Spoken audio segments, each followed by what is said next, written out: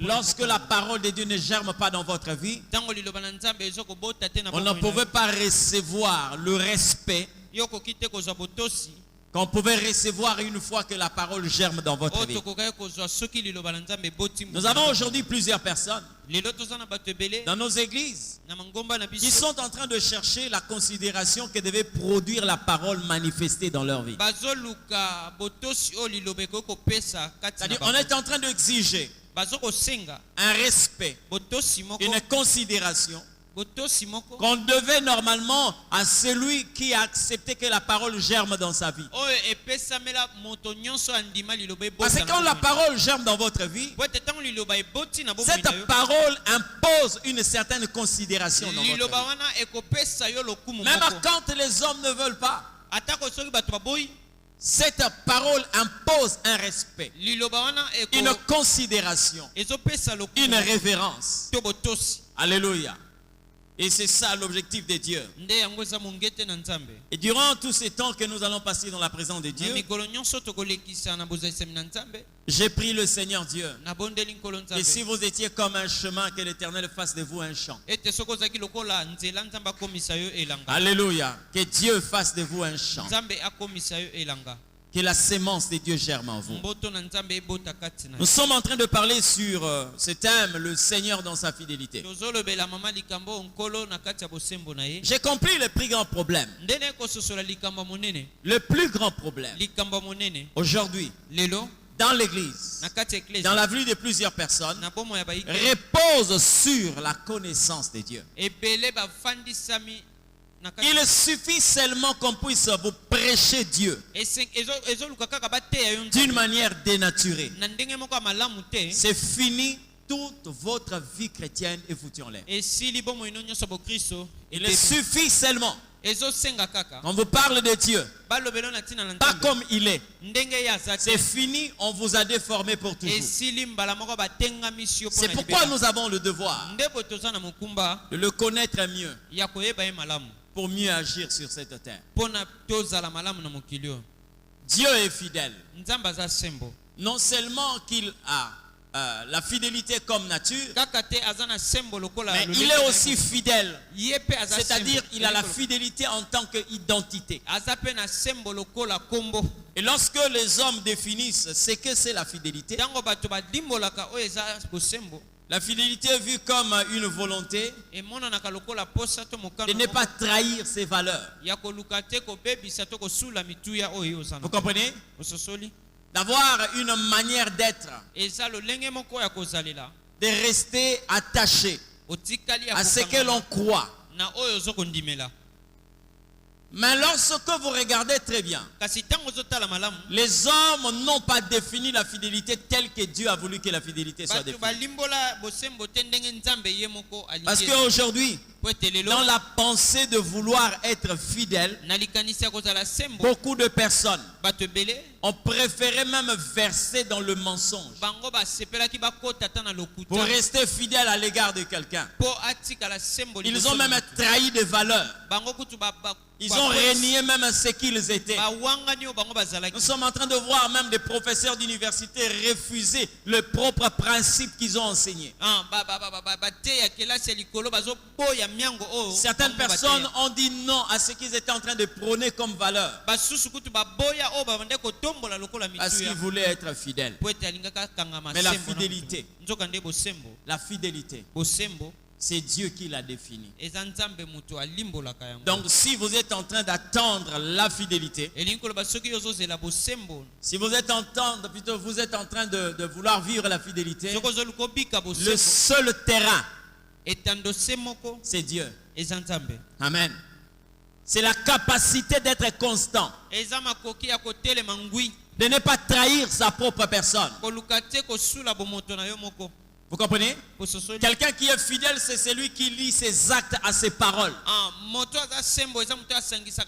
Donc ce qu'il dit, c'est ce qu'il fait. Et c'est ce qu'il fait par rapport à ce qu'il a dit. Et Dieu est comme ça. Aujourd'hui, si vous êtes en train de voir notre société en train de balloter à gauche et à droite, c'est tout simplement parce que les gens n'ont pas connu ce que c'est la fidélité. Mais je vous parle d'un Dieu fidèle.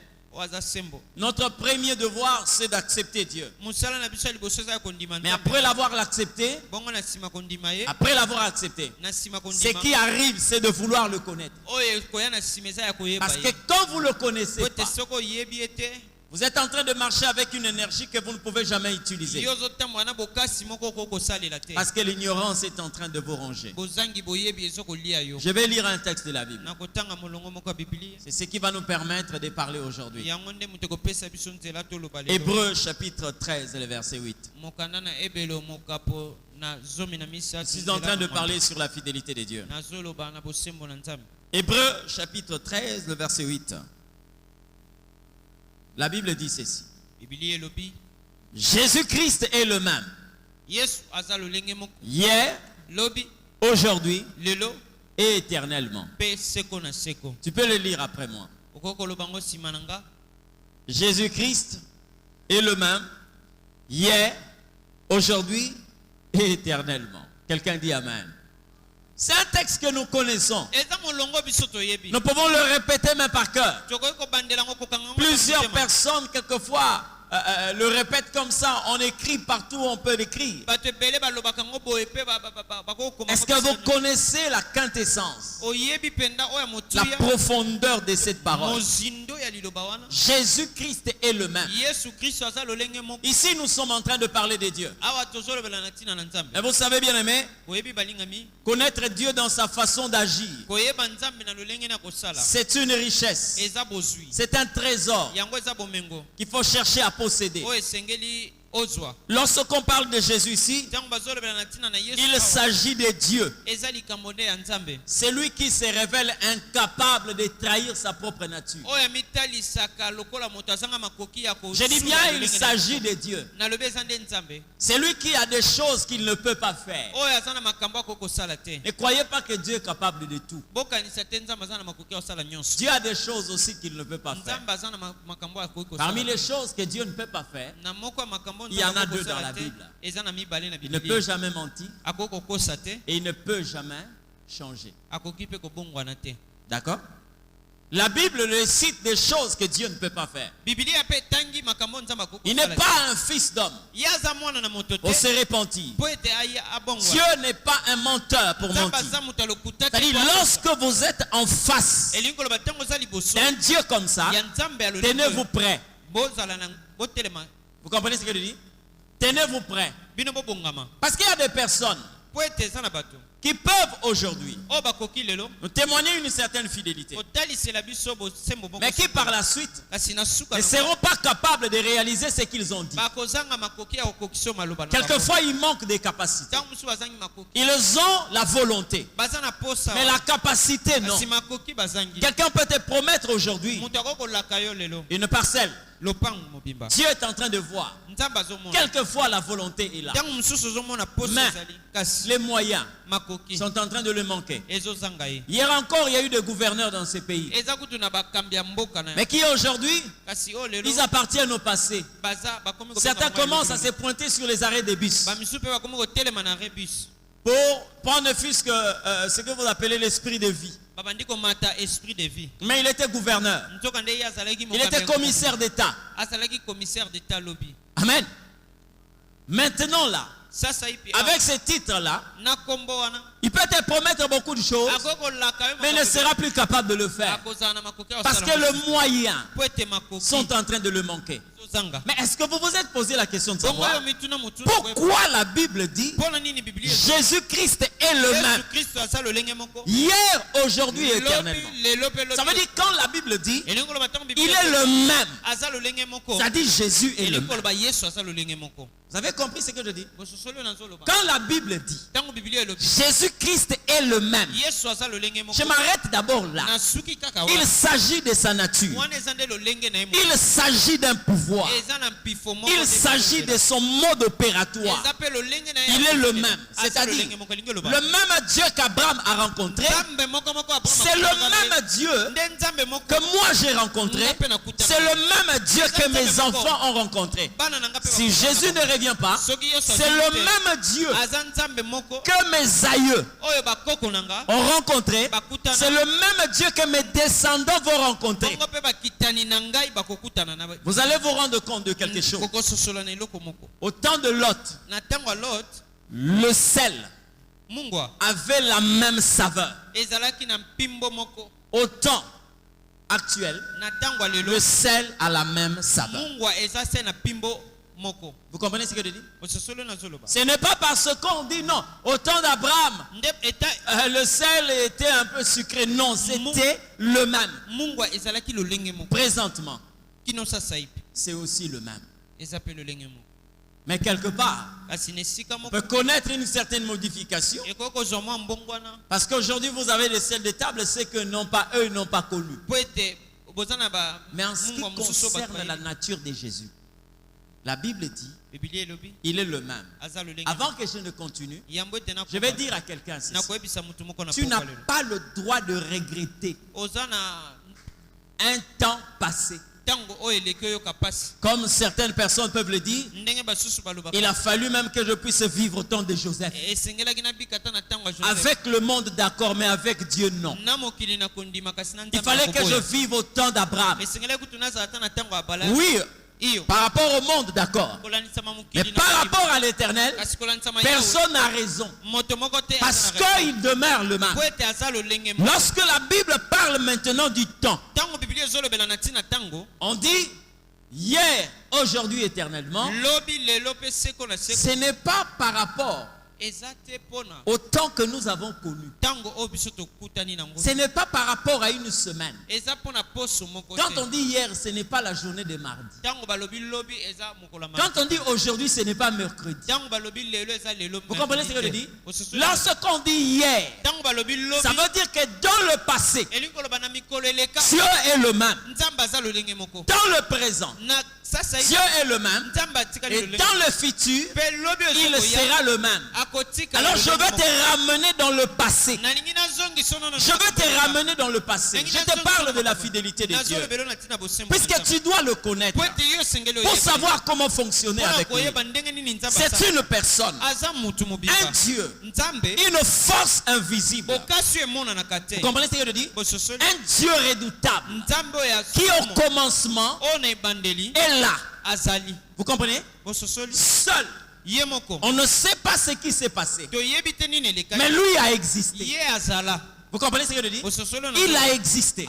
Seul. Sans rien. Mais la Bible dit, il a commencé à créer. Il va créer les anges. Parce que quand vous lisez le livre de Genèse, la Bible ne vous parle pas sur la création des anges. Il a commencé à créer les anges. Il a créé les anges. Et vous savez, les anges sont à combien? Ils sont plus nombreux que les humains. Amen. La Bible, dans le livre d'Apocalypse, compte les myriades. Or, nous, aujourd'hui, le monde est tenté de compter 8 milliards. Mais les anges sont dans des myriades et des myriades. C'est une puissance qui est là, qui a commencé à créer les anges. Comprenez ce que je dis? Il a créé les anges par sa parole. Il ne s'est pas arrêté là. Comment il était au commencement? Nous ne le savons pas. Puisqu'il vient de l'éternité. Qui l'a soutenu dans son éternité? Il est le seul. Il a existé. À peine on peut être là debout pendant 4 heures du temps. 5 heures du temps. Vous commencez à avoir mal au dos. Vous avez besoin de quelqu'un. Quelquefois la personne qui est en train de vous apaiser est en Chine. Quelquefois il est à Dubaï. Parce qu'il y a des moments, quelquefois, même moi, je m'assois ici. Et ces chaises-là viennent de Dubaï. Donc, on a besoin de quelqu'un pour nous donner un certain repos. Mais lui, depuis l'éternité, qui a fabriqué son fauteuil, qui a fabriqué son trône, il est là depuis l'éternité. Il n'a pas eu besoin d'un médecin. Il n'a pas eu besoin d'un menuisier. Il n'a pas eu besoin d'un concepteur, d'un scientifique quelconque. Il a existé. Vous comprenez? À un certain moment, il est en train de regarder. Il a créé le vide. Le vide. Voyez le vide que vous voyez là. C'est Dieu qui l'a créé. C'est Dieu qui a créé ce vide. Il crée ce vide là. À un certain moment, il commence par sa parole à créer le monde. Il a créé le monde, les cieux et la terre. Il va créer tout ce que nous sommes en train de voir. Les arbres, les oiseaux, les animaux. Créons l'homme à notre image. Il crée l'homme. Il crée l'homme. L'homme vient à l'existence. Quand l'homme vient à l'existence, il vient trouver tout a été déjà fait. Tout est fait. Dieu commence à lui enseigner. Tout ce que tu vois là, je le fais par ma parole. Vous comprenez ce que je dis? Je le fais par ma parole. Dieu prend cette parole. Il donne à l'homme. Vous comprenez? Il prend la parole qui lui a poussé à créer. Il le donne à l'homme. Mais l'homme est arrivé à douter de cette parole. Là où tu es en train de marcher, le sol que tu es en train de fouler avait été créé par la parole de Dieu. Mais toi, tu es en face de la parole. Tu commences à douter de quelque chose qui a donné à l'existence quelque chose que tu touches. Dieu t'a créé par sa parole. Tel que tu es là, tu es le produit de la parole de Dieu. Quand ce Dieu-là te donne la parole qui t'a créé, tu remets en question la parole qui t'a donné l'existence. Depuis l'éternité, sa parole est puissante. Depuis l'éternité, il a toujours travaillé de la même façon. Maintenant là, il arrive à notre époque. Quelqu'un a dit, tu n'es pas un Dieu d'hier. Tu n'es pas un Dieu qui a vieilli par rapport au temps.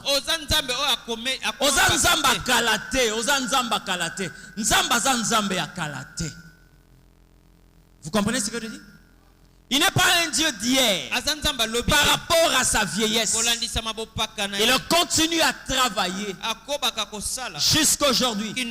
Aucun humain ne peut nous donner le nombre des hommes que Dieu a créés depuis Adam jusqu'à aujourd'hui. Nous n'avons qu'un seul témoin. C'est lui-même qui a la possibilité de vous donner le nombre des humains qu'il a créés. Alors en face d'un Dieu comme ça, écoutez-moi très bien. Je veux vous ramener quelque part. Parce que je suis en train de parler sur la fidélité de Dieu. L'objectif de cet enseignement, c'est de t'enlever tout doute sur Dieu. Comprenez ce que je dis? Tout ce qui est doute sur Dieu, tout ce qui est confusion sur Dieu, que tu enlèves ça de ta tête. Comprenez ce que je dis? Lorsque vous êtes en train d'avancer avec Dieu, que vous puissiez vous rendre compte, je marche avec l'homme le plus intègre de la terre, la personne la plus fidèle, celui qui a un pouvoir qui ne connaît pas d'opposition, celui qui a une volonté qu'on ne peut jamais contredire. Tu peux vouloir manger telle chose, mais ton organisme peut te contredire. Tu manges et tu vomis. Mais Dieu, quand il exprime une volonté, c'est cette volonté-là qui s'accomplit. C'est la volonté de Dieu qui s'accomplit. Si la Bible dit qu'il est le même hier, aujourd'hui et éternellement, nous commencerons à voir par le passé. Qu'est-ce que l'éternel Dieu a fait? Qu'est-ce qu'il a fait? Alors nous allons commencer à lire la Bible.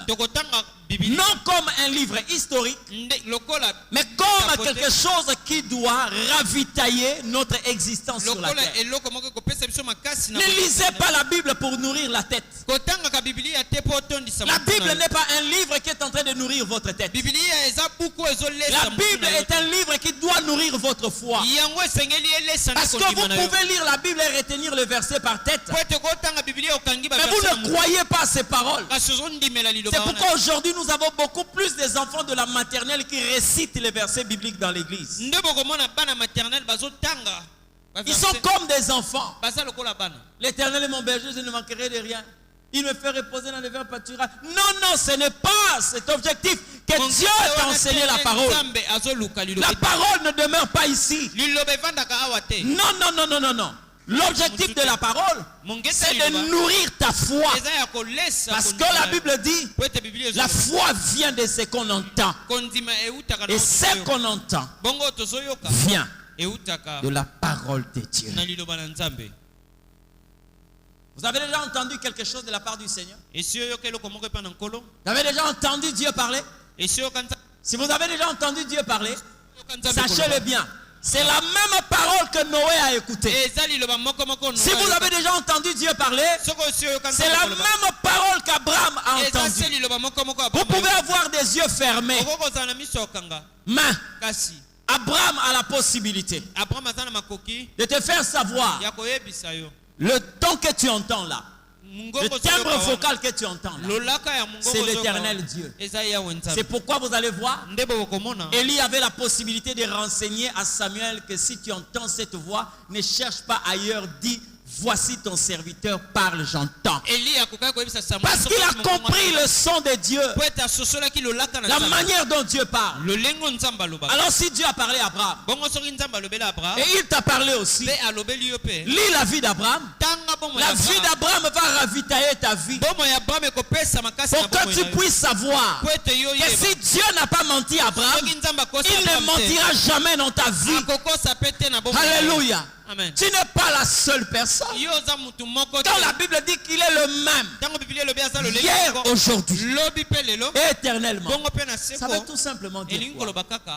De la parole de Dieu garde la même puissance. La parole de Dieu possède la même influence. La parole de Dieu a le même pouvoir. Comprenez ce que je dis? Si vous entendez cette parole sur la montagne, elle a le même pouvoir. Si vous entendez cette parole sous l'eau, elle a le même pouvoir. C'est pourquoi vous allez voir quelqu'un comme Dieu lorsque il a dit à Siméon, toi tu ne mourras pas. Simon est resté en vie malgré tout ce qui pouvait lui entourer. Lorsqu'il a promis aussi à Jonas, tu vas prêcher à Ninive. Quand Jonas a pris le chemin de Tarsis, Dieu a suscité un vent. Et Jonas a compris le mode opératoire divin. Il s'est rendu compte que Dieu m'a envoyé à Ninive. Présentement là, il n'y a pas de beach. Libongo ezate. Pour que je chante de direction, ne vous dérangez pas. Jetez-moi dans l'eau. Jonas savait que la parole que j'ai reçue de la part de Dieu doit être entendue quelque part. Il a accepté d'être jeté dans la mer. On l'a jeté dans la mer. Et l'Éternel lui-même a payé son bateau. Dieu a envoyé un poisson pour aller l'engloutir. Le poisson l'a avalé. Écoutez-moi très bien. Le même Dieu. Nous avons étudié l'homme. On dit que l'homme respire par les narines. Mais il n'y a que des êtres aquatiques qui respirent par une respiration qu'on appelle la respiration cutanée ou encore des bronches.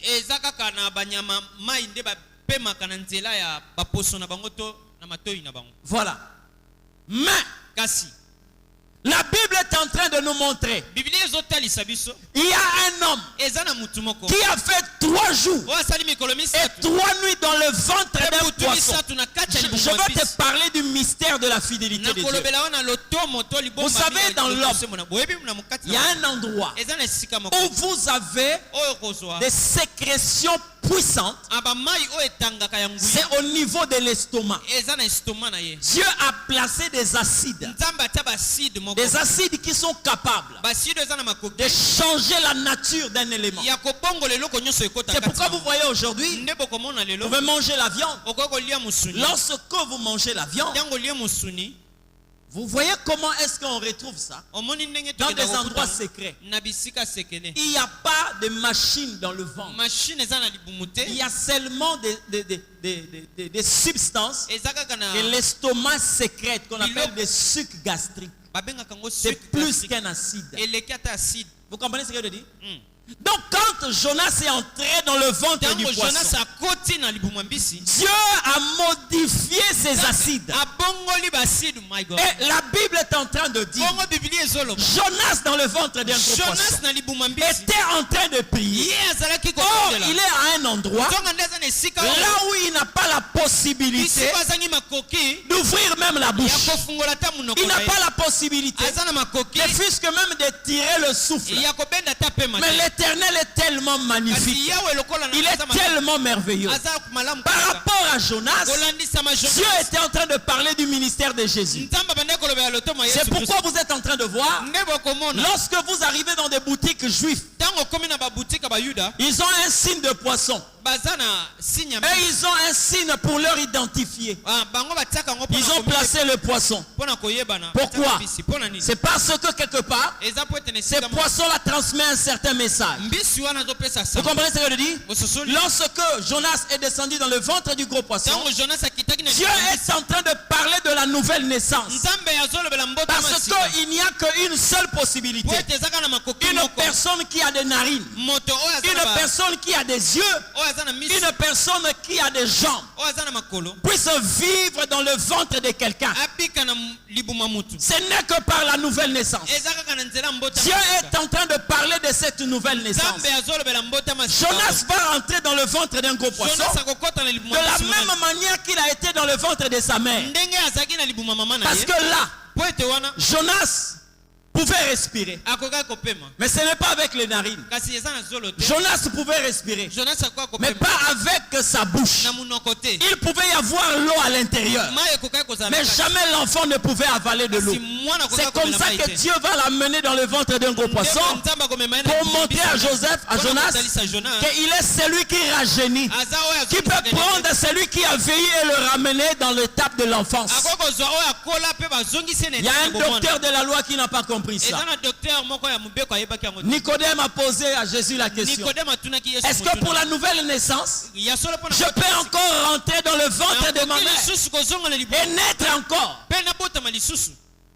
Parce que lorsqu'on parle de la nouvelle naissance, Dieu ne nous met pas au monde par le sexe ou par la voix basse. Par la nouvelle naissance, Dieu nous met au monde par la bouche. C'est comme ça que le poisson devait vomir Jonas. La Bible n'a pas dit qu'il a sorti Jonas comme des excréments. Non. Mais il a vomi. Vous comprenez ce que je dis? Il a vomi Jonas comme pour dire: la véritable nouvelle naissance ne peut se faire que par la bouche de Dieu. Alors, une telle personne qui sort de la bouche de Dieu, vous devez faire attention. Tel que je suis ici, je suis sorti de la bouche de Dieu. L'homme qui sort de la bouche de Dieu n'a pas une opposition. Regardez la vie que Jonas va mener lorsqu'il sort de la bouche d'un poisson. La Bible dit qu'il est allé parler au roi. Lui qui n'était qu'un simple prophète, il est allé parler au roi. Et la Bible dit: tout le royaume de Ninive était en jeûne, en commençant par les grands jusqu'aux petits. C'est-à-dire personne ne pouvait contester sa parole.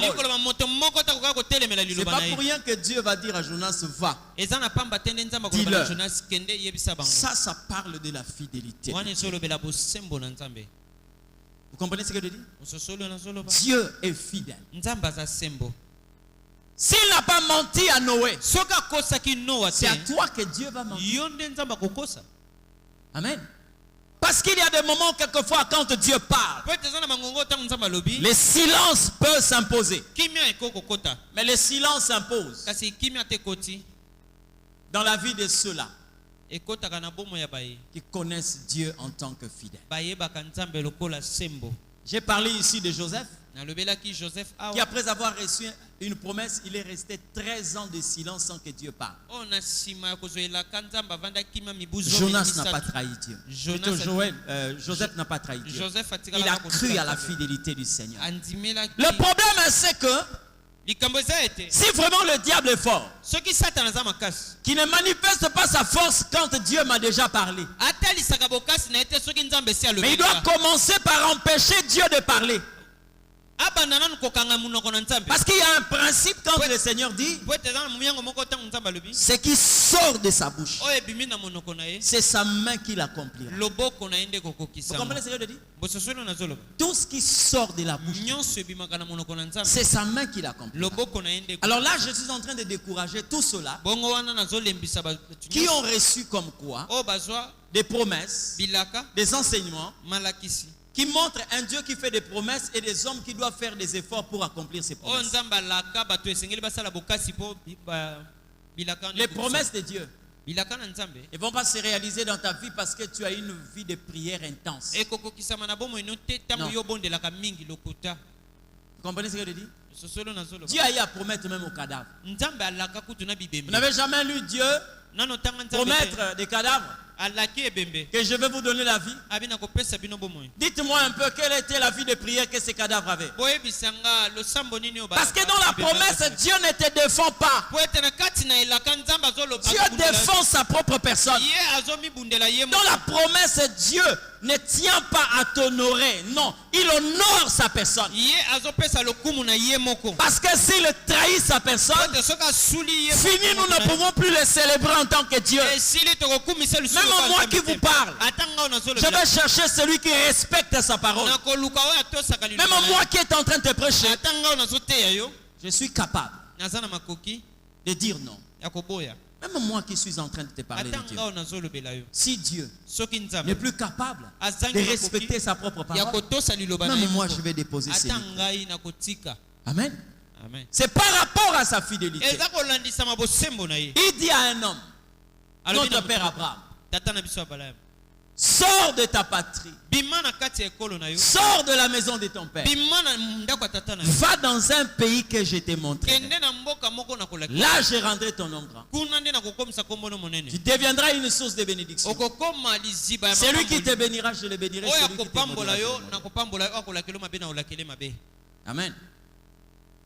Dieu dit à Abraham, va. Abraham devait sortir. Je vais vous parler sur la réalité de la vie chrétienne. C'est-à-dire que la manière dont vous appartenez à la famille de Dieu.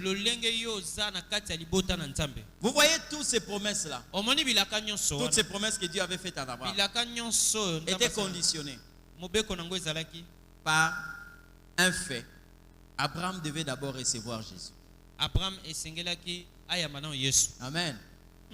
Abraham avait reçu Jésus. Parce que quand Dieu lui dit, sors de ta patrie. Amen. Sors de la maison de ton père.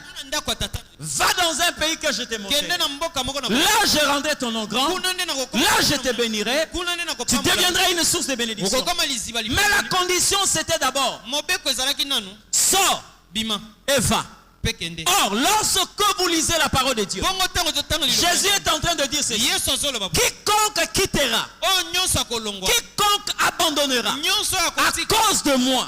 Lorsque la Bible dit quitte ta patrie, il s'agit de terre. Or, Jésus a dit à ses disciples, quiconque abandonnera des terres à cause de moi recevra au centuple. Abraham, pour qu'il quitte la Mésopotamie, il devait abandonner ses frères. Jésus a dit, quiconque abandonnera ses frères à cause de moi. Vous comprenez ce que je dis? Donc en réalité, toutes les bénédictions qui attendaient Abraham étaient conditionnées par le fait de recevoir Jésus. Donc même Abraham avait reçu Jésus. C'est pourquoi quand Jésus est arrivé, il a dit aux Juifs, votre père Abraham s'est réjoui lorsqu'il a vu mon jour. Et les Juifs ont dit quoi? Tu n'as même pas 50 ans et tu as dit que notre père Abraham avait vu ton jour. Comment tu parles de la sorte? Ils ne savaient pas qu'Abraham avait reçu celui-là qui était en train de parler avec le juif. Pourquoi? Parce qu'il est le même. Hier, aujourd'hui et éternellement. Écoutez-moi très bien. Lorsque Dieu dit, sors, il savait, Abraham allait sortir. Il allait partir. Mais le plus grand problème, c'est quoi? Dieu n'a pas montré à Abraham où il devait partir. Il lui dit seulement, va dans un pays que je te montrerai. Ça veut tout simplement dire ceci. Abraham lui-même était ignorant. Et il devait s'attacher à Dieu pour reconnaître le pays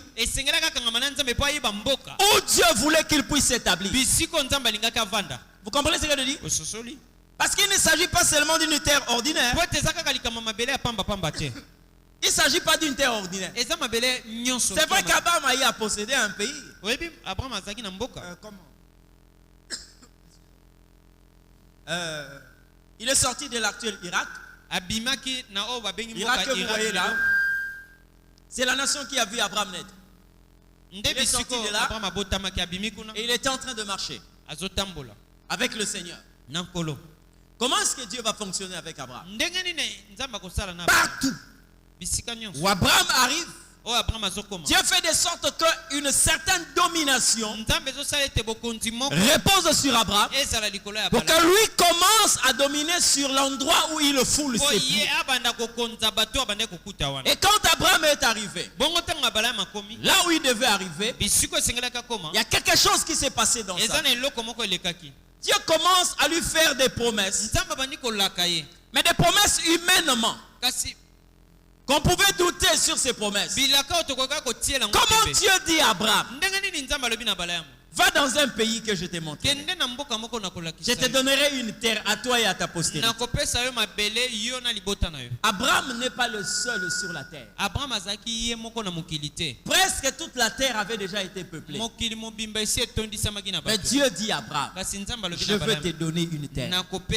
Je te donnerai en héritage un sol riche, là où tu vas t'établir. Écoutez-moi très bien. En termes de richesse, s'il y a quelque chose qu'on doit bien sécuriser, c'est là où on trouve une grande richesse. Dieu sait. Les gens peuvent vous laisser posséder un désert, mais ils vont vous faire la guerre pour posséder là où il y a des mines. Dieu promet à Abraham la terre des Canaan. Vous connaissez la terre des Canaan? C'est une terre bénie, vachement riche. C'est la terre des Canaan. Dieu va promettre à Abraham. Abraham, c'est qui? Ce n'est pas un groupe de gens. C'est une personne. D'accord?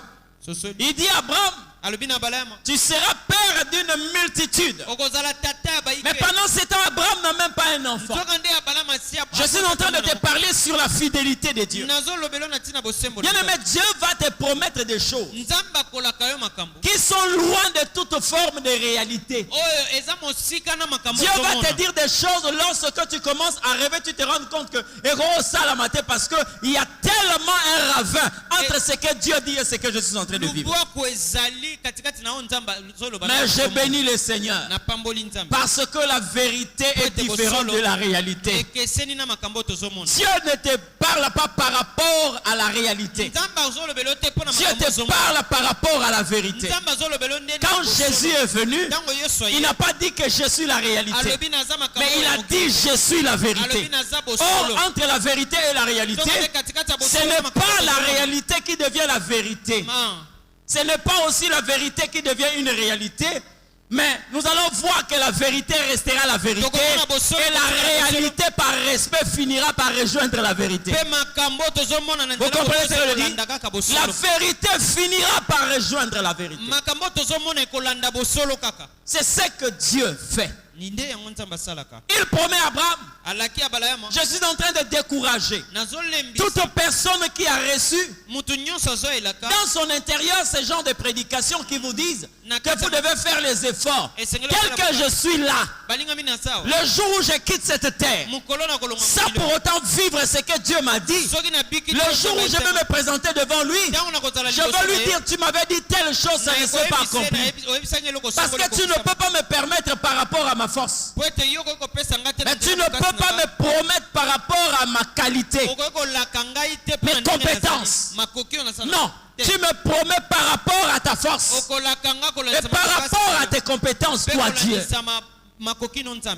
Pourquoi Dieu n'a pas permis que Sarah puisse avoir des enfants quand elle avait peut-être 40 ans? Parce que Dieu ne comptait pas sur la force de Sarah. Vous comprenez ce que je dis? Pourquoi Dieu n'a pas permis à Sarah d'avoir un enfant, le fils de la promesse, pendant qu'elle avait par exemple 35 ans? Nous avons besoin d'aider. Hein? Dieu ne faisait que compliquer la situation. Le temps ne faisait que monter. Les années ne faisaient que se multiplier. Oh, mais qu'est-ce qui se passe? Qu'est-ce qui se passe? Et les gens qui étaient en train de voir ces choses pouvaient commencer à décourager Abraham. La première personne, c'est elle-même Sarah. Sarah a dit à Abraham, je suis vieille. Tu n'as pas besoin de ta vieillesse. Je suis vieille. Je ne sais plus mettre monde. Sors avec ma servante. Hein? Ismaël Isaac. Hein? Ismaël Isaac. Et le roi n'est Salamarati. Vous comprenez ce que je dis? Et Salamaka jamais. Personne ne pourra aider Dieu par rapport à ce qu'il a promis. Fais les efforts pour que tu gardes la sainteté. Ne fais pas d'efforts pour vivre ce que Dieu a promis dans ta vie. Fais les efforts pour que tu marches dans l'intégrité.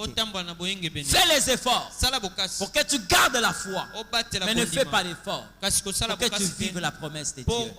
Parce que vivre la promesse de Dieu, c'est par rapport à sa propre force. Et il voulait attendre Sarah.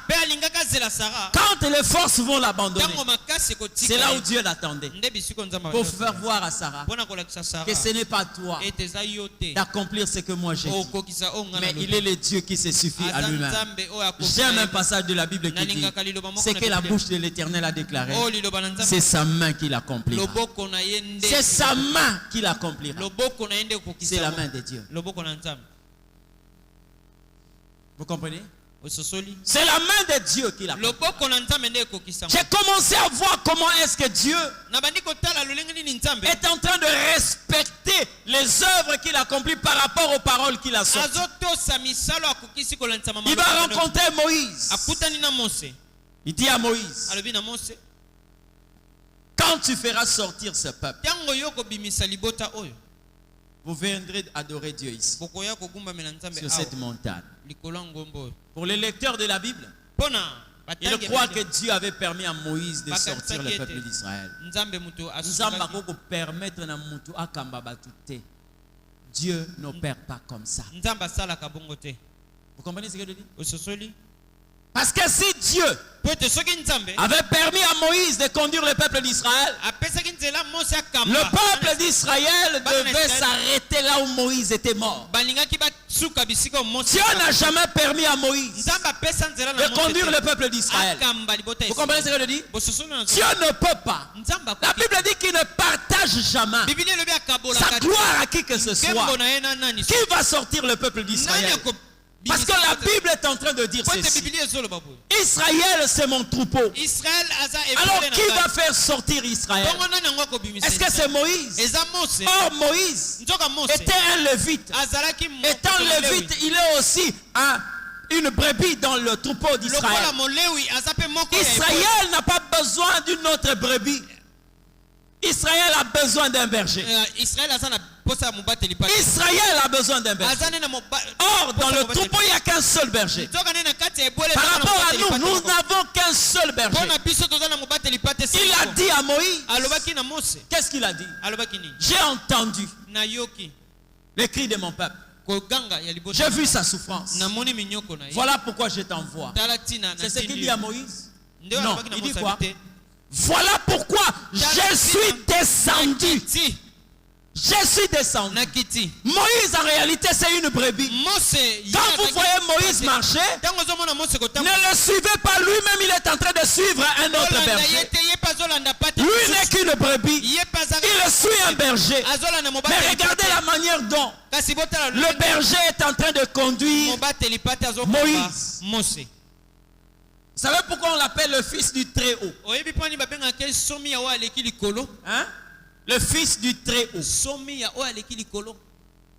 Il dit à Moïse, dites au peuple de regarder la nuée.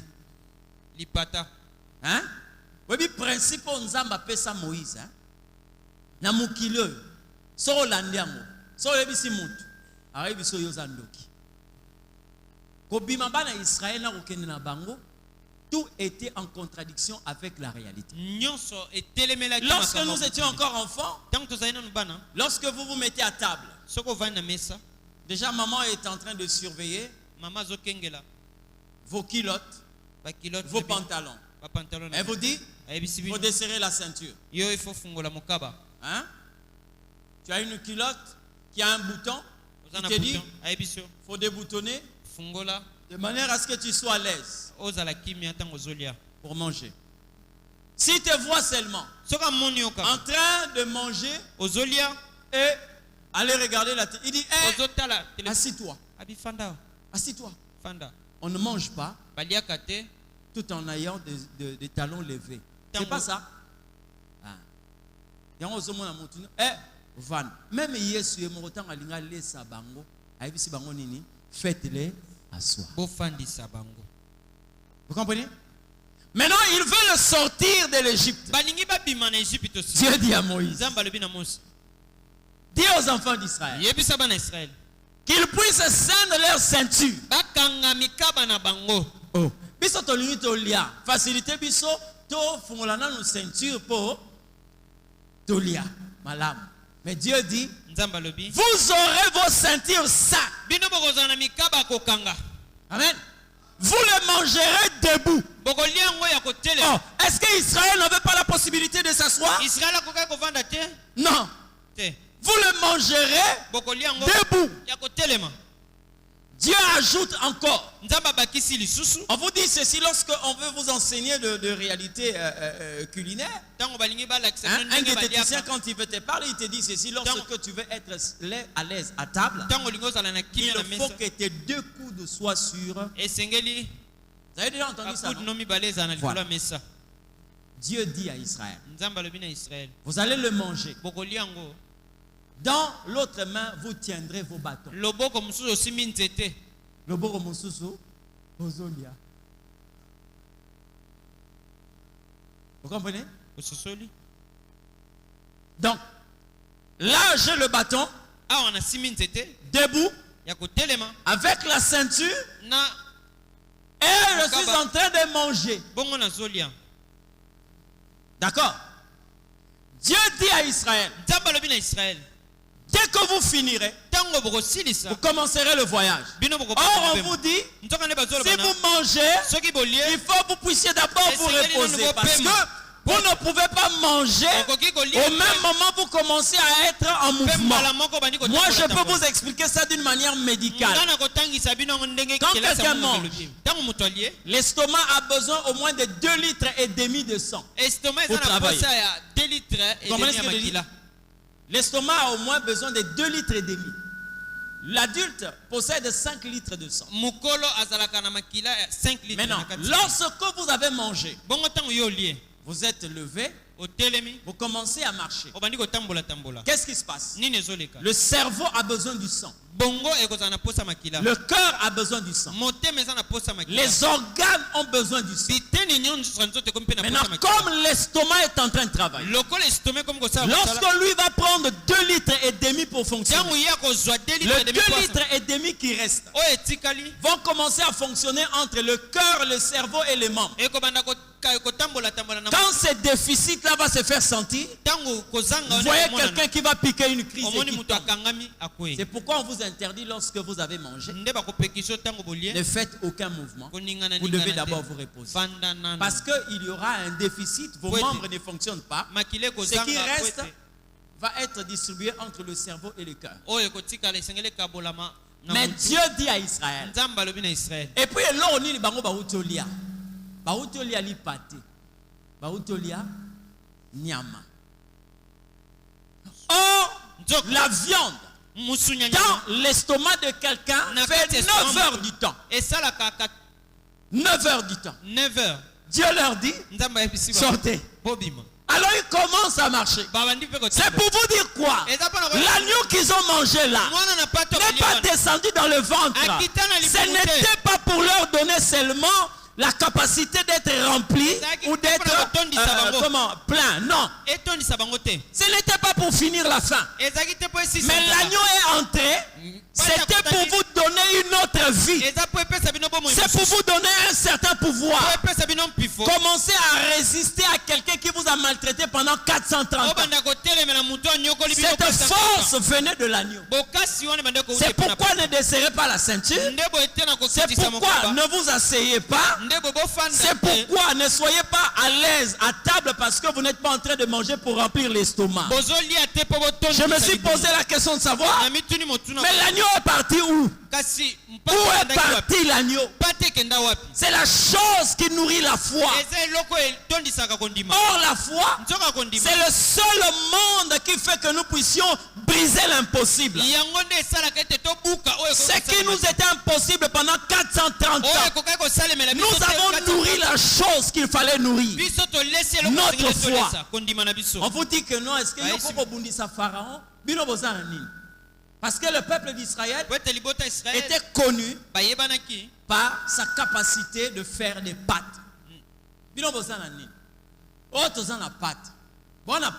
Pharaon a arme. Hein? On va vous dire que cette guerre-là est impossible. Lui, il a les armes. Il a des chars. Mais vous avez de pétrin. Hein? Là où on fait des pâtes, parce que le peuple d'Israël était réputé. Nous avons des pétrins. Lui, il a des armes. Mais ne sachons pas que ce pétrin-là était en train de cacher un autre acteur. Parce que la Bible est en train de dire Bethléem signifie la maison de pain. Or, on ne parlait pas de la pain qu'on devait manger. On ne parlait pas de pain qu'on devait manger. Il savait qu'il y avait un pain qui va descendre du ciel. Le pain qui descendra du ciel, c'est celui-là qui va nous libérer. Nous préférons marcher avec des pétrins. Nous préférons marcher avec des farines. Parce que nous savons qu'il y a un pain qui va se manifester. Vous avez vu comment est-ce que Gédéon a gagné la guerre? Gédéon a gagné la guerre.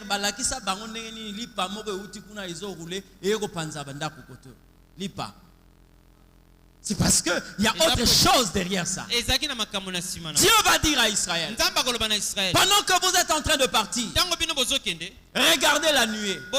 Cette nuée-là était où? Vous avez lu la Bible? La nuée était où? Hein? Où était la nuée? Dessus, hein? Il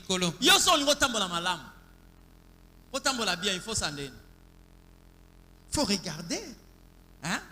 Balobi, tala kote ozotia lokolo. Menzamba ebisi bango, botala likolo. Faire okono kota na terrasse, hein? Hein? J'étais en train de venir. Il y a une maman qui m'a fait arrêter. Je ne sais pas pourquoi. Elle était en train d'insister. Et je me suis arrêté. J'ai voulu demander à maman pourquoi est-ce qu'elle est en train de me faire. Je me suis arrêté là où il y avait la maison, je ne sais pas si c'est une autorité parce qu'il y avait des gardes là dehors. Je me suis arrêté et la maman est venue. Elle me dit, papa, est-ce que j'ai dit, il n'y a pas de problème. Montez. Comme elle était de ses côtés, elle a ouvert la portière du derrière. Elle était en train de monter. Mais alors derrière le siège du chauffeur, il y a un câble qui est là.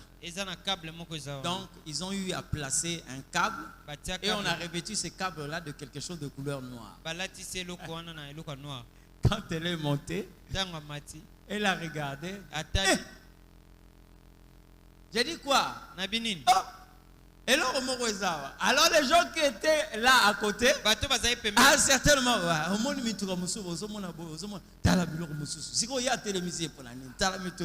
donc pour la bango, à côté de la bateau, j'ai dit, maman, qu'est-ce qu'il y a? J'ai voulu partir, j'ai dit non. Il faut que je puisse aider cette maman.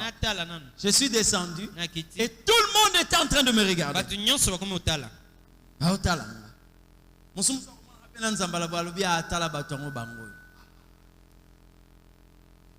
Je lui ai posé la question, qu'est-ce qu'il y a? Papa,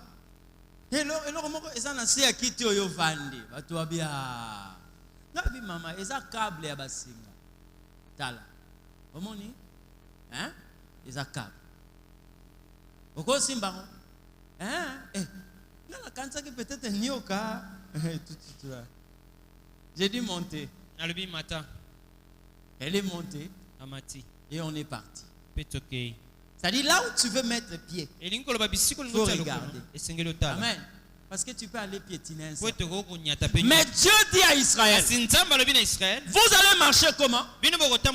En regardant la nuée. C'est-à-dire, c'est la nuée qui va vous donner la direction. Donc, Israël était en train de marcher comme ça. Parce qu'ils doivent voir la nuée. Et Dieu qui est en train de le conduire, il ne permettra pas, même si vous pouvez piétiner là où il y a quelque chose de dangereux, mais par rapport à sa fidélité, ce n'est pas moi qui suis en train de conduire ma vie, mais c'est toi qui es en train de conduire ma vie. C'est pourquoi la Bible dit, il est le berger qui nous conduit. J'aimerais dire à une personne, si Dieu est celui qui te conduit, ferme les yeux. Ferme les yeux. Tu vas expérimenter un pouvoir que tu n'as jamais connu. Parce que j'ai vu ce que Dieu a montré au peuple d'Israël. Il ne leur a pas fait connaître des terrains faciles. Lorsque vous lisez les psaumes, David et Moïse plutôt est en train de dire, nous avons vu des rochers, mais en ta présence les rochers se fondirent. Nous avons vu des mers, mais les mers dans ta présence se sont séchées. Nous avons vu des endroits là où on ne pouvait pas passer, mais par ta présence. C'est-à-dire, lorsque Dieu te conduit, sa fidélité, la Bible dit ceci, ils ont marché sur le dos de crocodile. Israël a marché sur le dos de crocodile. Pourquoi? Parce qu'ils étaient en train de regarder la nuée. Bien-aimé dans le Seigneur, si tu regardes la nuée, les gens vont te dire, tu as marché sur un scorpion, mais tu ne sentiras rien. Tu as marché sur le serpent. Écoutez-moi très bien. Lorsque l'Éternel dit, je vous donne tout pouvoir de marcher sur les scorpions, de marcher sur les serpents, sur toute la puissance de l'ennemi. Dieu vous interdit de regarder là où vous êtes en train de marcher, mais il vous permet de le regarder pour que lui vous donne la possibilité de marcher sur les scorpions. Alléluia. Il peut y avoir une période difficile. Aujourd'hui, pourquoi est-ce que les gens sont en train de dire que non, Makambogomi passe? Il y a quelqu'un qui m'a dit que tu sais pas que, tu sais pas que janvier a 62 jours. Janvier est à 62 jours. Là, le bureau n'a pas un calendrier. Calendrier na yo, ou bien un calendrier qui sont surtout à Il dit non, c'est une expression qui dit que le mois de janvier, c'est un mois plutôt de crise et un mois de difficultés énormes. Oui, vous trouvez que c'est difficile parce que vous êtes en train de regarder janvier. Mais si vous regardez la nuée, vous allez vous rendre que le janvier n'est rien. Il y a de ceux qui sont en train de marcher sur janvier présentement. Il y a de ceux-là. Je ne parle pas de ceux qui détournent l'argent de l'État. Non, je parle des enfants de Dieu qui ont compris qu'il faut regarder la nuée et ne pas regarder le sol. Il y a quelqu'un qui est en train de nous conduire. Il y a quelqu'un qui nous dirige. Je suis en train de marcher. C'est par après que les gens vont me faire entendre ou me faire comprendre que j'ai marché sur un scorpion. J'ai marché sur un serpent. Comprenez ce que je dis? Sa fidélité. Il permet que là où vous êtes en train de marcher, les montagnes vont s'affaisser, les rochers vont se fondre, les mers vont se dessécher. Pourquoi? Parce que nous sommes conduits par la nuée. Vous savez quoi, bien-aimé? Je vais vous donner un témoignage. Un jour, je suis à Brazzaville. Je suis en train de dispenser cours dans une église. C'était, je crois, la première ou la deuxième promotion de l'Institut Pierre des Montagnes. On avait beaucoup de serviteurs. Là, l'église où je donnais cours était située à Bakongo. Donc c'est un quartier qu'on appelle Bakongo. Un matin, je me réveille. Dieu me donne un passage dans le livre d'Ésaïe. Il me dit, n'appelle pas conjuration ce que ce peuple appelle conjuration. Je me suis posé la question, qu'est-ce qui se passe? Qu'est-ce qui se passe? Je me suis apprêté. J'entends Dieu me dire, va au lieu du cours. J'ai pris mon classeur. Je suis sorti. Dès que je me pied dehors, j'entends là-bas. Les balles ont commencé à siffler. Les gens étaient en train de courir dans toutes les directions. Oh, je suis rentré dans la maison. Dieu me dit, va. Vous voyez côté quartier, donc fief, qui j'ai. Les miliciens, dans la radio, dans RFI, on appelait des ninjas. C'était leur fief. Donc l'église de ces pasteurs était dans ces quartiers. Ce sont eux qui se sont révoltés. Mais Dieu dit, va. Oh, Seigneur. Oh. Tu veux aller? Je dis oui, mais le Seigneur m'a dit. Pendant que je sors, il y a la femme d'un pasteur qui était aussi étudiante. Elle était quelque part. Quand elle a entendu ces crépitements et les gens en train de courir, elle dit que non, le docteur vit ici. Je vais d'abord me rapprocher. Elle vient me trouver, je suis déjà habillé. Je dis, maman Félie, moi je dois arriver là, à l'église. Elle dit, papa, moi il n'y a pas de problème. Allons-y. Nous sommes sortis à deux. On arrive au coin de la ruelle. Les gens fouillaient. On a retrouvé un autre étudiant, il s'appelait Valentin. C'est un papa. Un papa, je crois d'une soixantaine d'âge. Il s'appelait Valentin. Papa Valentin. Ah, docteur, j'ai dit non, je dois arriver là.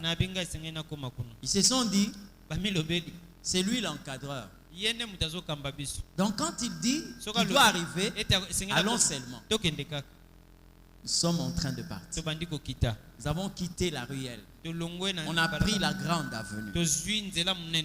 Dès que nous sommes arrivés au coin de la grande ruelle, bien aimé, la femme du pasteur qui était à mes côtés, elle me dit, papa,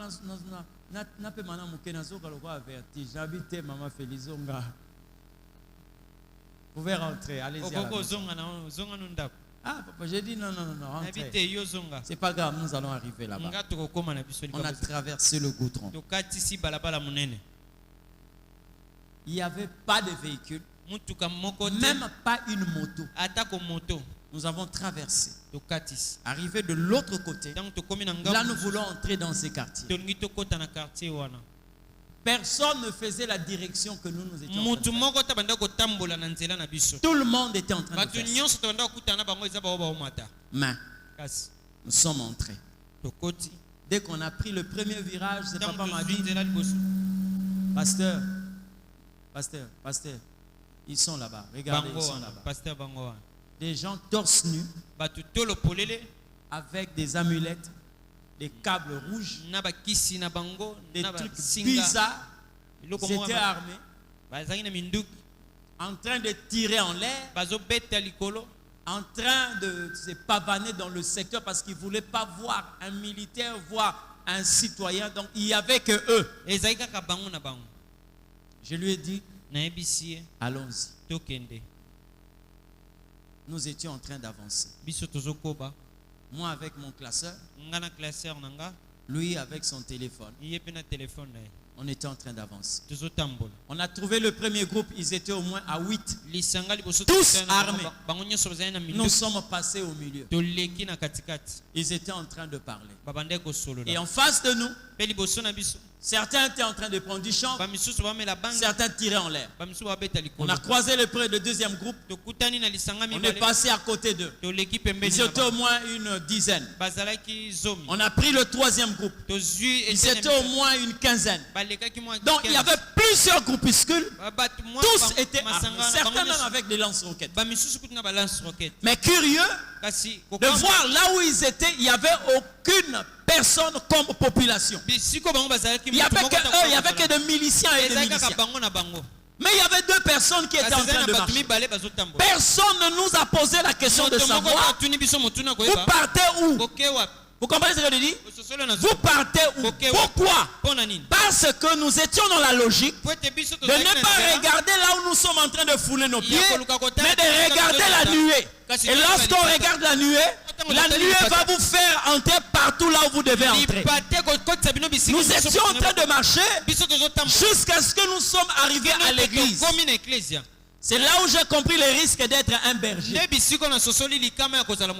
que je suis entré, j'ai trouvé là des serviteurs, des servantes qui étaient venus avant. Vous comprenez ce que je dis? Ils étaient venus avant. Ils ont commencé la prière pour attendre les enseignements. Alors le désordre a commencé. Et dès que je suis arrivé là où ils étaient, personne n'était assis sur un banc. Tout le monde était à terre.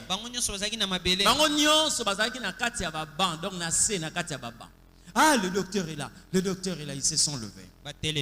Dès qu'ils se sont levés, là ça a crépité. Dieu me dit, maintenant là, vous pouvez sortir. Tala, vous avez pasteur, ils ont privilège.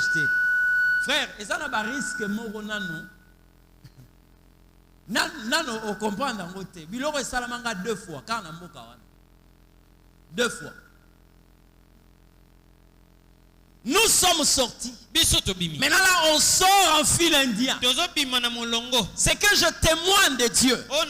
Personne ne nous a posé la question. D'où venez-vous? Et vous partez où? Or, dans des situations de guerre, lorsque vous arrivez quelque part là où il y a une bande, par exemple, armée, on doit vous suspecter comme un éclaireur. On vous dit que c'est vous qu'on a envoyé pour venir regarder nos positions et pour que vous puissiez nous attaquer. Nous sommes entrés. Nous sommes sortis sans pour autant que quelqu'un nous pose la question de savoir d'où venez-vous. On est sortis sains et saufs. Et je leur ai dit, vous pouvez partir. Moi je rentre à la maison. Les autres ont dit non, ce côté-là c'est déjà miné. Nous préférons passer le temps vers Mongali, vers Wenze. J'ai dit, bon, moi je suis rentré à la maison. Vous pouvez partir. Et le Seigneur m'a fait savoir, j'étais fait sortir pour aller prendre ce peuple et le sortir. Si je regardais à terre, il était impossible que je puisse avancer.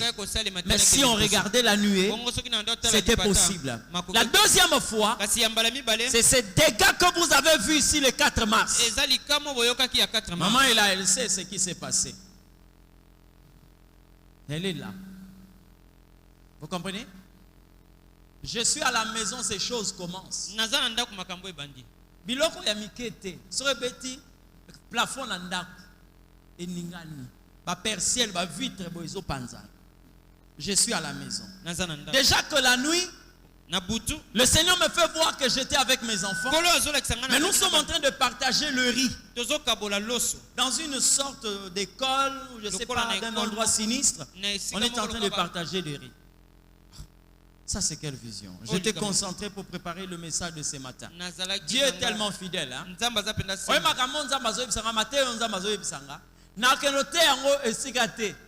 Mateo nazo yoka o nzambazo nzoka ne makambonga na kosala na tongo. Mais moi je prends ça dans l'esprit que Dieu m'a donné la nourriture à dispenser à son peuple aujourd'hui.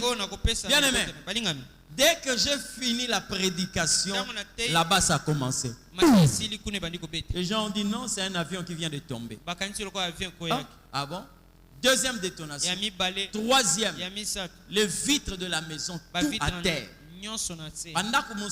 Plafond et qu'est-ce qui se passe? On dit non, non, il y a la poudrière qui a pris feu là-bas. Les autres ont dit non, non, ce sont des munitions. Donc c'était compliqué. Quelques minutes après, on voyait des personnes. Frère, j'ai vu quelquefois les Quinois ici. Quand les gens disent oh non, balobi, frère, tala, si on a monté 2 jours aux liats, tu as si on a maille comme le roi vinaigre, hein? Biscuit au liaka, au romo yo rango le roi appelle sur éponge. So comment à niveau là? Kenda ko sala provision mo ko muso ba notala. Bonde la ka makambo za la kimia. Pendant tout ça, ces temps-là, on a vu des personnes. Montamukolo romonaye, excusez-moi, en sous-vêtements, na savon hein? Na savon koto, abimaginde na douche. Abosani même que batu bazali. Il est en train de courir pour sauver ça. J'ai vu une femme, une jeune fille qui a ramassé une nappe dans la poubelle.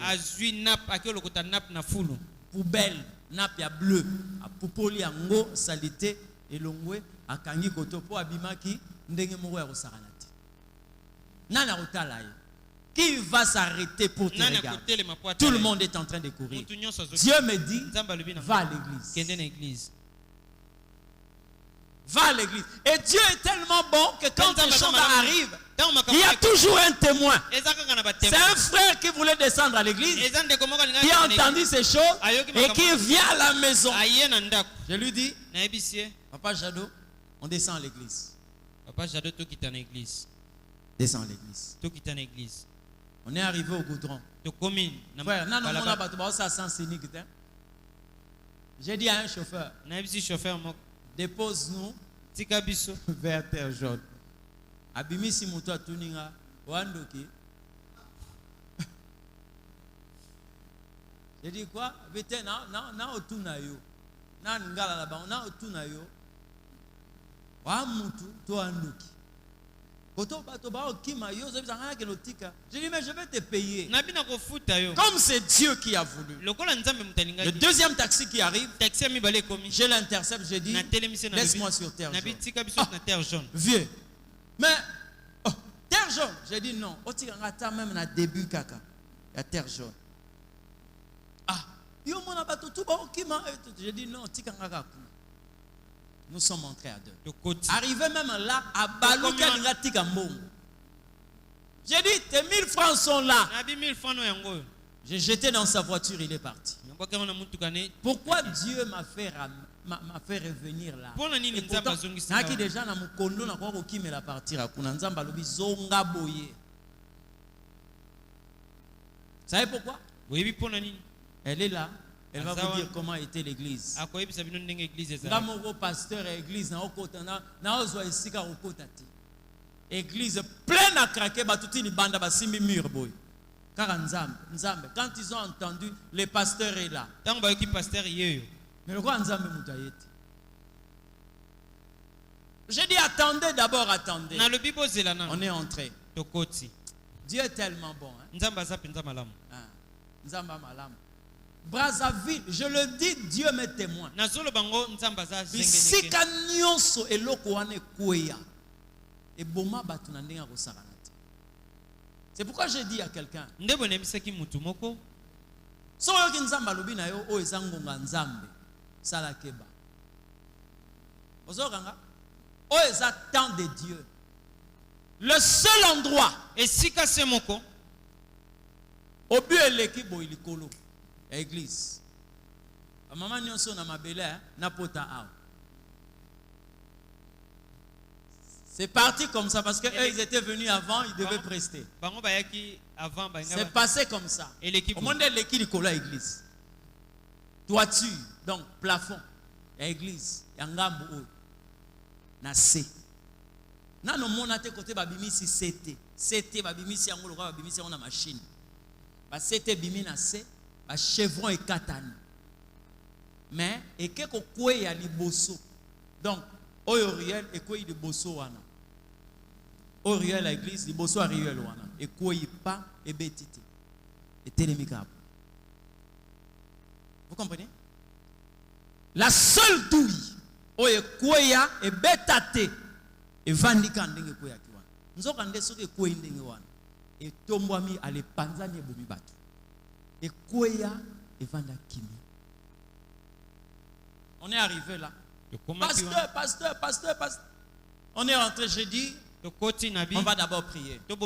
On a prié, j'ai demandé aux frères, faites rentrer tout ce qu'il y a ici. Na bureau qu'on a plein.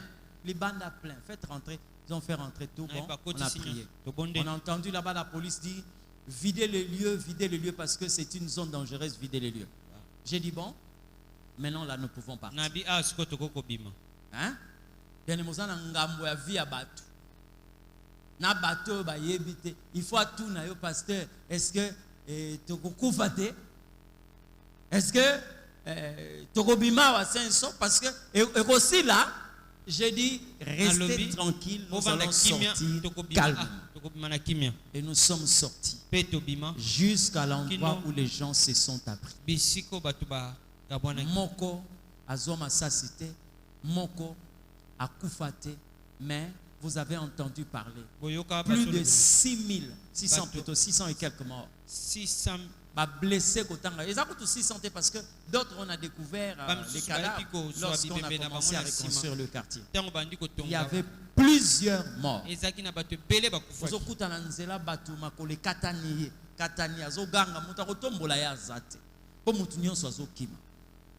Nous sommes sortis. Même pas un cheveu était coupé. Pourquoi? La fidélité de Dieu. La fidélité de Dieu. Mais ce que j'ai regretté, 2 jours après, je suis rentré à l'église pour venir constater les dégâts. Parce que dans la ruelle, c'est la seule église. Je suis venu trouver les jeunes du quartier, au coin, là où il y avait un bar. Et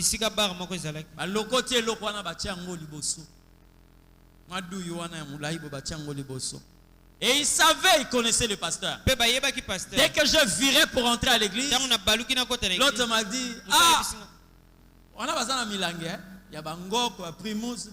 Ah, pasteur, vieux Zara Moko.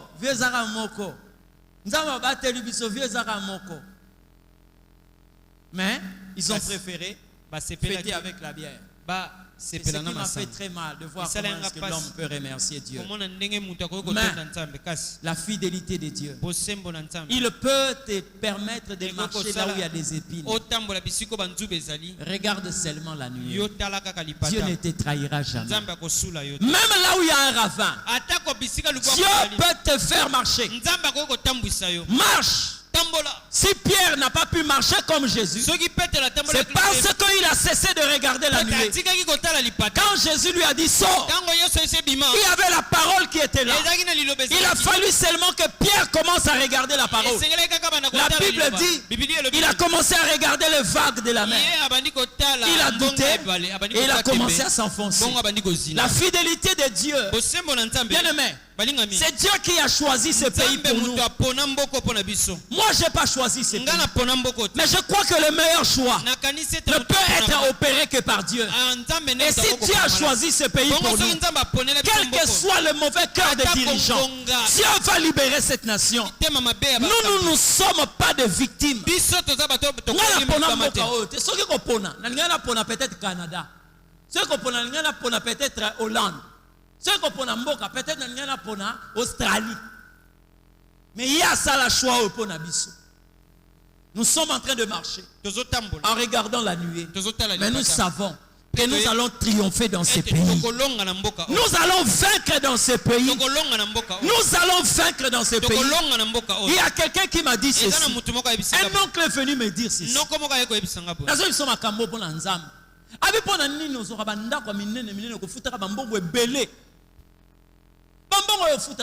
Quelquefois, tu peux économiser quelquefois. Dis-moi, une année, alobaki mabete mais quand tu pesanga kanda alobi ote okosomba lupango na côté ya comment on appelle ça comment mpasa ba mimikonga na tuninga na lobi awa na ipen awa bazoteka bandako yo tinanga na mikonga pourquoi otinanga soki na badara soki na nane pourquoi? Je ne dis pas que les gens qui ont des parcelles là-bas ont mal choisi. Non. C'est-à-dire que c'est par rapport à leur choix. Ils ont voulu rester là-bas. Mais moi, je suis quelque part là où on est en train de vendre des parcelles. Aussi longtemps, on a payé 350 000. Non, non. 450 000. Non. Non, non. Je crois en Dieu. La Bible dit ceci. Demande-moi, je te donnerai les extrémités de la terre.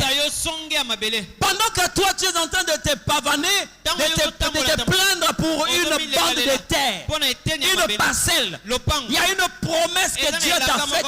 Il dit, demande-moi, je te donnerai la terre pour possession. Les nations pour héritage. Vous devez croire à la fidélité de Dieu. Vous devez croire à la fidélité de Dieu. La grandeur d'un homme, ce n'est pas la poche. La grandeur d'un homme, c'est le Dieu qu'il a. Vous comprenez ce que je dis? Le Dieu qu'il a. Une fois j'ai contredit un pasteur qui était en train de dire non, la Bible dit contente-toi de ce que tu as. Lorsque la Bible dit contente-toi de ce que tu as, cela n'est pas en rapport avec ton compte en banque. Ce n'est pas ton salaire.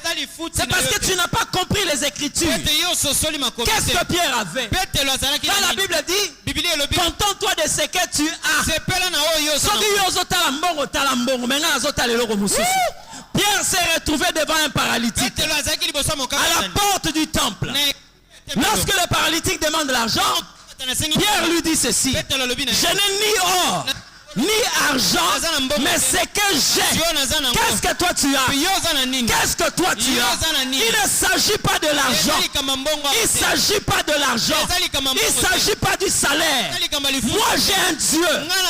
J'ai un Dieu. Écoute-moi très bien. Lors d'une émission, j'ai dit à quelqu'un. Lors d'une émission, j'ai dit à quelqu'un. Il y a beaucoup de personnes qui sont en train de convoiter des gens qui ont reçu des liasses d'argent. On peut donner à quelqu'un $200 000. Mais à une autre personne, on lui donne l'hôtel de monnaie. Vous connaissez l'hôtel de monnaie? C'est l'endroit où on fabrique des billets de banque. C'est-à-dire, lorsque tu ne connais pas la valeur de cet hôtel de monnaie, tu vas suivre la personne qui a reçu $200 000. Or, toi, on t'a donné l'hôtel de monnaie. C'est-à-dire, tu as la possibilité de produire autant de billets C'est ça Jésus. Jésus n'est pas l'argent. Il est plus que l'argent. Il a travaillé dans tous les domaines de la vie. Écoute-moi très bien. Jésus a nourri des gens sans pour autant consulter les mamans qui vendaient au marché. Non. Ils étaient dans un endroit désert. Il n'y avait pas de marché. Jésus dit à ses disciples, donnez-leur à manger. Je te parle d'un Dieu. Lui qui a la possibilité d'agir selon sa parole.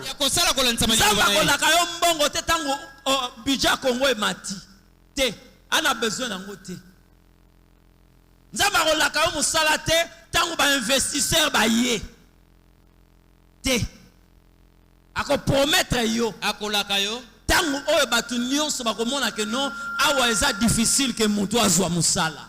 Il te promet pour te faire voir qu'il a la possibilité de travailler dans l'impossible. C'est ça le Dieu que je te prêche. C'est lui qui a la possibilité de faire des choses que les hommes ne peuvent pas faire. Jésus est allé juste bien aimé. Non, faites attention. Hein. Est-ce que vraiment Moutoloko la Miss? Est-ce que Mbisi pensa qu'on confondre et l'or a golia na l'or le mbongo?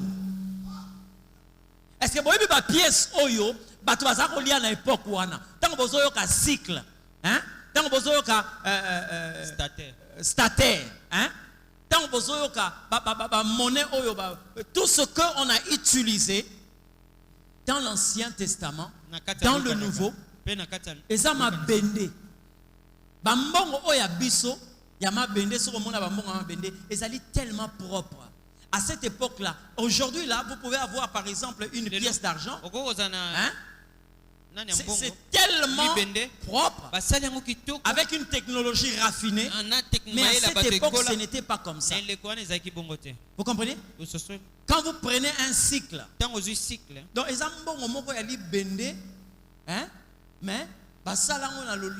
donc comprenez la suite.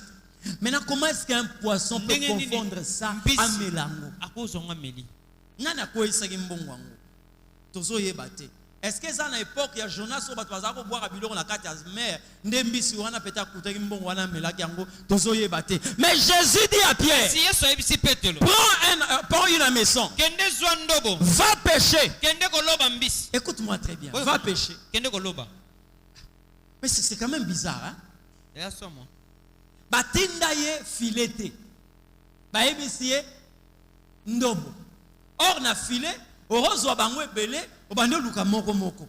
Mais na ndobo mutakoya kolia arozakaka moko. Et nani pa kolia wana, ezakaka oya melaki mbongo wana. Kaka yende mutakoya. Jésus dit, va jeter la maison.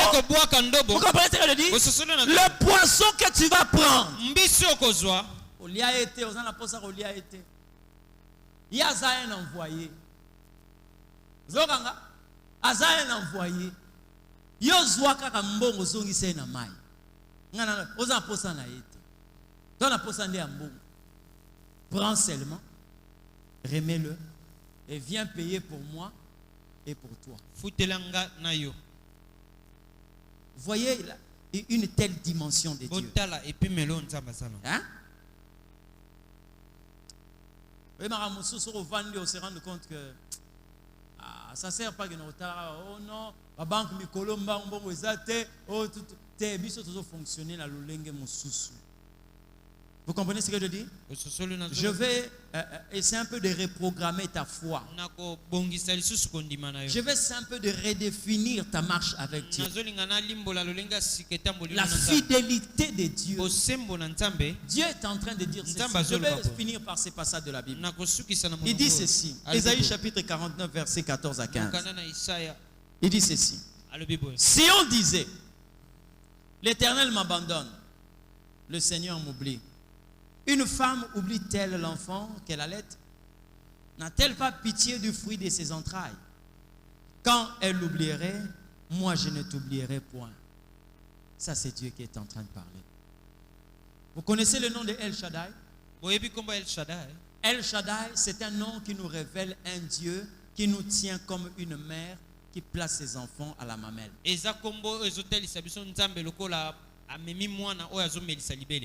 comprenez ce que je dis? Le nom de El Shaddai. Kombo ya El Shaddai. Notre relation avec Dieu.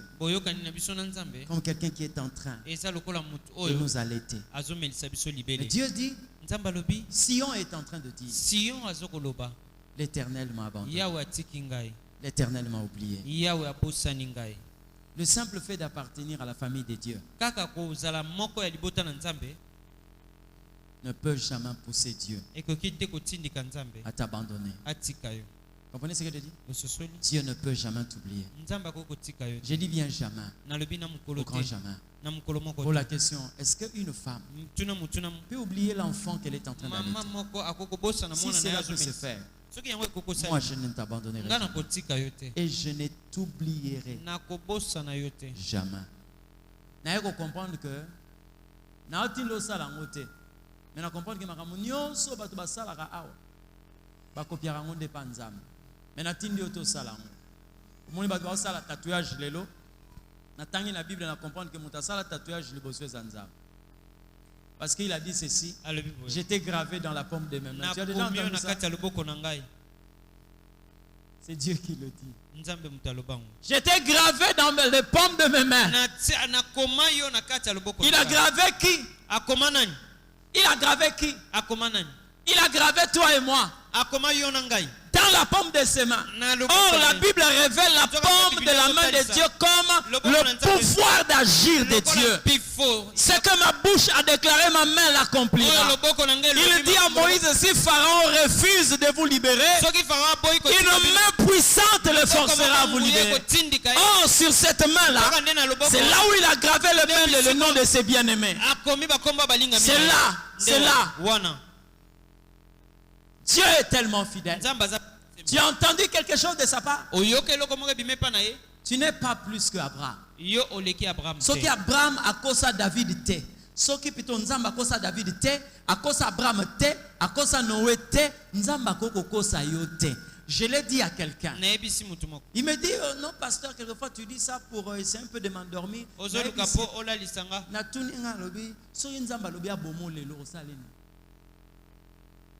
Yozana nini oyo kosala nzambe ni kozala so nzambe ninga tindinga lelo ayebisi yo nzamba tinda kutu un prophète akendo yebisa un roi mutazana mapinga alobi yebisa ya kokufa lelo Esaïe pa ke yebisa alobi ainsi par l'Éternel tu mourras okokufa lelo dans le désordre dans ta maison parce que tu vas mourir yekutu roi ko lo babokangela nga muto à comprendre nzamba za nani abandine kolela voilà le bana parce que non tant muto azolukela nga mabebo kangaye le roi a commencé à pleurer. Pourquoi? Parce qu'il a compris que c'est lui qui a parlé là. Quand il parle, la chose arrive. Vous comprenez ce que je dis? Ce soir, je veux seulement que tu pries par rapport à quelque chose que tu as entendu. Je veux que tu pries par rapport à quelque chose auquel tu crois. Est-ce que tu es sûr que Dieu ne t'abandonnera jamais? Est-ce que tu es sûr que ce que l'Éternel t'a promis, ce n'est pas toi qui vas le réaliser? C'est lui qui va le réaliser. Est-ce que tu crois que Dieu nourrit les oiseaux du ciel qui n'ont ni salaire, ni compte en banque? Ils n'ont ni frigo ni congélateur. Et à plus forte raison, toi que Dieu a créé à son image et à sa ressemblance. Si Dieu peut donner des tanières aux renards, est-ce que Dieu ne peut pas te donner une terre à toi? Le problème c'est que l'ingaka trop pour diminuer nzambe. Bitumba musoza nango eza ke yozo senga nzambe mbongo ya kofuta ndaku zoka nzambe na penser na ye azoluka ndenge na peso lupango. Yango bozo yokana te. Ozoluka musala ba engager quelque part, zoka nzambe azoluka akomisa yo mutoko engager batu mususu. C'est là où vous n'êtes pas en train de rencontrer la pensée de Dieu. Je veux que tu pries ce soir. Dis au Seigneur quelque chose. Il est tellement fidèle. Ce qu'il a dit, il accomplit. Déclare-le dans ta prière. Et là, tu vas voir commence à prier dans le nom de Jésus. Commence à prier dans le nom de Jésus.